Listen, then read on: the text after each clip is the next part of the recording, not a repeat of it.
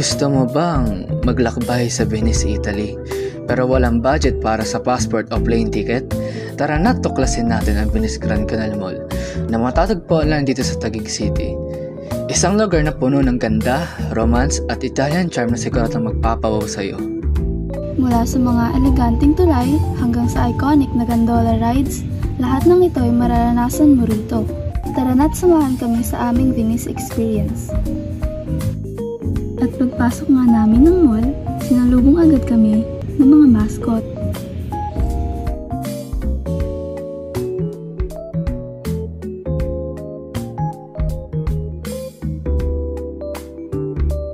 At dahil malapit na ang Halloween, meron na rin mga naka-Halloween costume dito, tulad na lamang nito ni Pennywise. At si ating nanggugulat pa. Lumabas na kami sa open area, nakita na namin ang magagandang view at photo spots.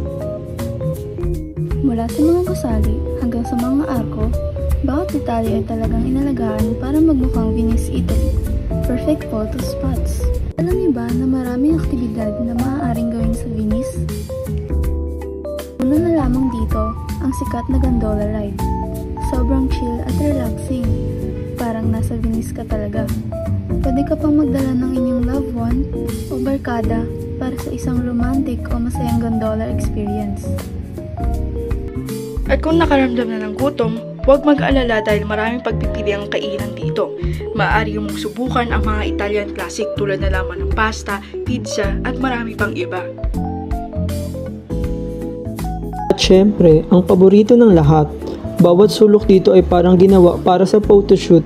Mula sa mga romantic bridge hanggang sa mga fountain at open space, siguradong magiging Instagrammable ang mga kuha mo. Kaya kung mahilig ka sa litrato, ihanda mo na ang iyong camera at OOTD dahil ikaw ay very demure and mindful. Isa rin sa activity na na-enjoy namin ay ang pagpapakain ng pigeon o ang tinatawag nila na pigeon feeding. Sobrang dami ng kalapati sa Venice. May iba't iba rin silang kulay at nakakaaliw ang pagpapakain sa kanila. Bukod sa mga activity na to ay marami ka pang pwedeng gawin. Tulad na lamang ng mini train na 50 pesos lang kada isa at makakaikot ka na sa kalahati ng mall at iikot ka rin nila sa plaza.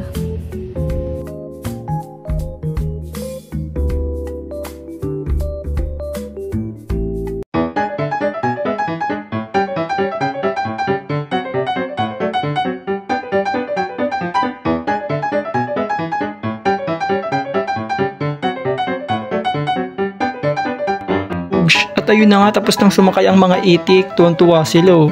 50 pesos per head din yan. Kung gusto mo namang mas intimate at relaxing na experience, maganda rin pumasyal dito sa gabi. Nagliliwanag ang buong paligid at ang mga ilaw ay nagre-reflect sa tubig, kaya parang nasa fairy tale ka talaga.